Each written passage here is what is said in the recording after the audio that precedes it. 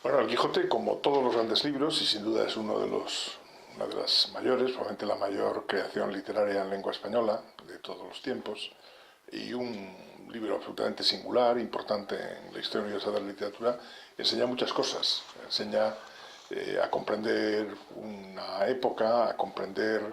los distintos tipos de vida, la manera de afrontar la vida de personas idealistas, en contraste con personas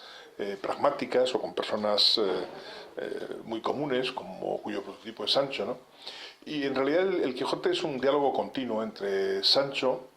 Quijote, y la realidad, ¿no? Y es una especie de debate en el que intervienen en todo momento los tres elementos, ¿no? Y eso yo creo que es el núcleo de las enseñanzas del Quijote, es decir, ver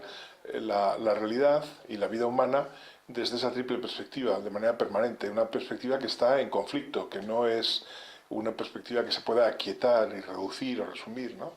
Es la perspectiva del hombre que persigue el ideal más allá de cualquier conveniencia, que Cervantes retrata sin duda alguna como un loco, como alguien que está fuera de sí, en el fondo, que es una persona que literalmente no sabe lo que hace, ¿no? La vida que es vivida por Sancho como una lucha con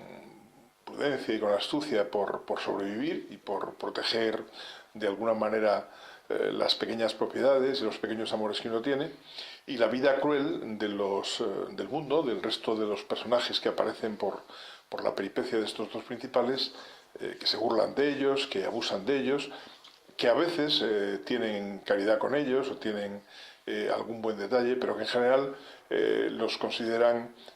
personajes risibles, personajes a los que se puede vapulear, de los que se puede uno reír, ¿no? De manera que el Quijote, ¿a qué nos enseña? Pues nos enseña a pensar en la vida, a pensar en la vida como la vida es, como un drama en el que continuamente se están poniendo a prueba las mejores cualidades del alma humana.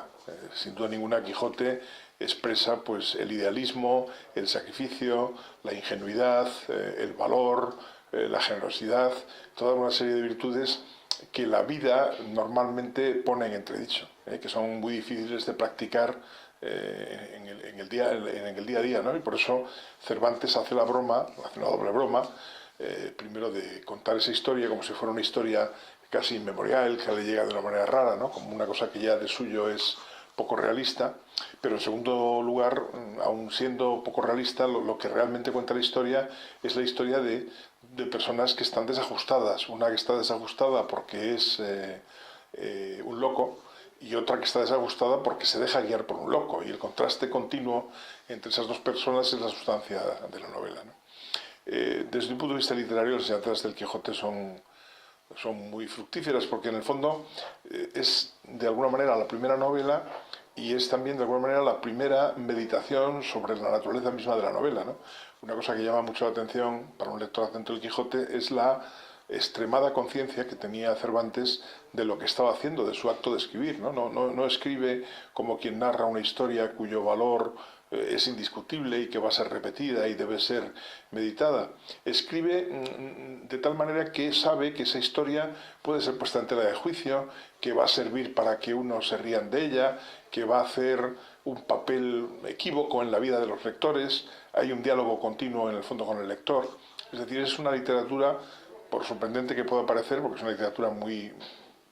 primeriza, muy de la primera época literaria, pero es también una literatura muy consciente de sí misma, muy reflexiva, ¿no? De manera que yo diría que el Quijote en realidad es una gran escuela de pensamiento, una gran escuela de moralidad y una gran escuela de sentido de la vida.